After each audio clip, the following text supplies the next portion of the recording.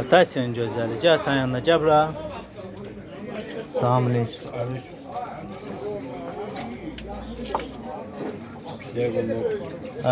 Mən bir dənə. Gəl qızım, gəl. Atası sən yemək versin, gəl gözəlim, gəl. O mələyim. Gözdə ata yemək gəlsin.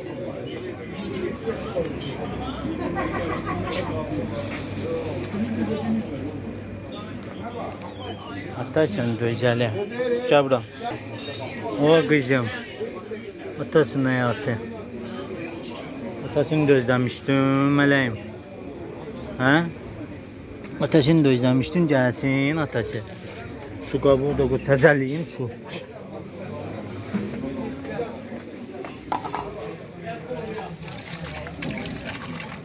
Babamın su qabısını təzəliyirəm suyu. Balaca qızımın. Qızım təzə su içsin. Atasının mələyi. Ağıllı qızım. Gözəl balam. Ha qızım. Ata sən indi dərmanı da verəcək. Qarın ağrı dərmanı da verəcək. Yeməyi ye. 3 dəqiqə keçirsin, ata qarın ağrı dərmanı da versən. Qorxma, ata buradadır. Havalar bir damız istənsin, ata səni bütün çimizdirəcək. Gözəl balam. Ata sən çimizdirəcək olacaqsan tərtəmiz.